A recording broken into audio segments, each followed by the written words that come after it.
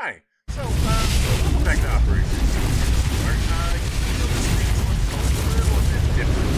That is simply because of the fact that there was an update to X4, and what happened was a lot of really good things improved. And not only that, but there's this new thing called live streaming, which does exactly what it sounds like, and basically broadcasts various things as if the game itself was live streaming to the game itself. It's a little bit complicated to think about because, in the sense of there's a galactic activity, there's a galactic patrol, there's police. We can even be the police ourselves. I haven't shown that yet, but essentially, what happens is there's a way to switch between quote unquote different channels. These channels are actually cameras, quote unquote. I would normally be doing this manually, but instead the game's update gave the option to do this with just a button click. And it almost seems like cheating, but at the same time you'll notice that I also I have the ability to control where it goes and what it does. If you look up at the top right of your screen, you'll be able to see the control for what I have control over. And this is also where I will point you out to the word locked on. That is down at the very bottom near the words Nova Vanguard. Finally, you will see a ship designation. That is RUH214 in really tiny letters. That is something that is assigned to every ship, not specifically those numbers and letters, but each time you go to a different view, if you're on a ship, you'll see the little numbers and letters down there change to match what a actual ship that you're on is. And it'll tell you what the type of ship is. For instance, the type of ship that is currently being blasted with... I'm not sure. I think those are Terran lasers. I'll have to go back and look.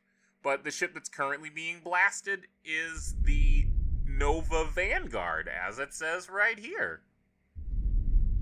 Another cool thing about this update is that it also affected the camera, and the camera allows for some really perspective-based sound effects, which is why it sounds different when it's on a faraway out view like it is right now, as opposed to when you're up close and you're a ship and you're getting sound effects blasting in your ear all the time. So, I actually spoilered us a little bit ahead. You're going to see what is a little bit of a relic from part of the fact that you cannot completely render all of the actors all the time, because that's going into the game right now as it's being played. And so, the ship's gonna sort of bump into another ship. But, yeah, you've seen that before in some of these videos. You've seen it before, I should say. I don't know if I've ever actually mentioned this, but ships come in classes and sizes in X4. I did not investigate whether or not I mentioned that. Either way, these fighters that you're seeing are on the small class. The ones in the souped out view are medium class. They're not quite large, quote unquote, but they are actually really big. You've seen some of them in these other videos, and I'm sure this view is actually going to demonstrate are going to demonstrate what happens when you get close enough to them. The sound effects will also probably tell you how close you are as well.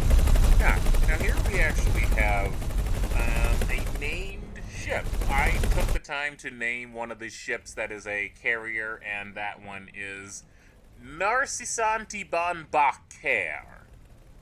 And they are, let's see, how do I say it? They're one of the NPCs that I really liked because of how well they not died. They lasted for approximately 5 real-life hours before deciding that they just wanted to retire, quote-unquote. So what I did was I made them a captain of a ship. They did retire, but at the same time, they retired to a position of, hey, I'm still gonna get paid a lot, and I'm also going to be able to completely have a new legacy that I didn't have before. I don't. The game's not really. It's not that in depth, but there's like this little role playing thing and stuff like that that people do. I do sometimes, and that's one of these types of things, which is where Operation Mjolnir Mozart comes into play. Alrighty, now for a little bit more explanation.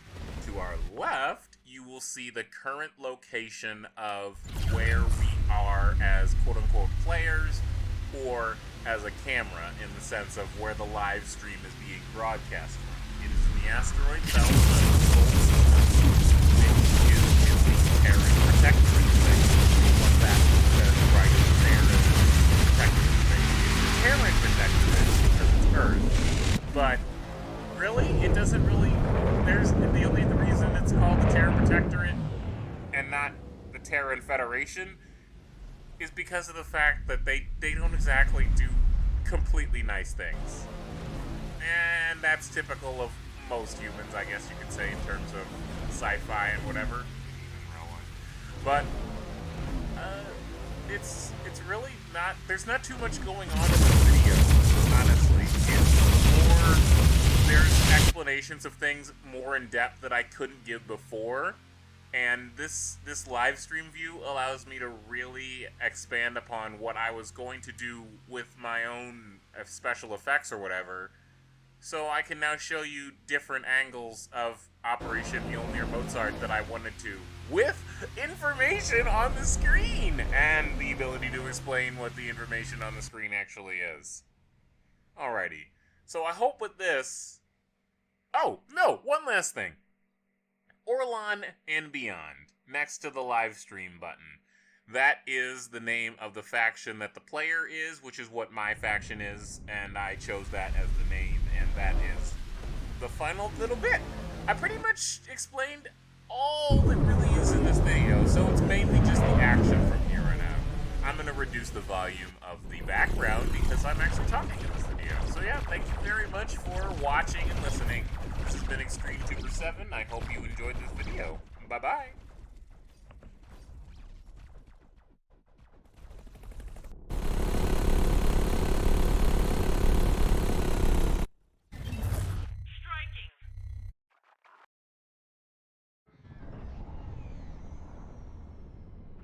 Enemy spotted.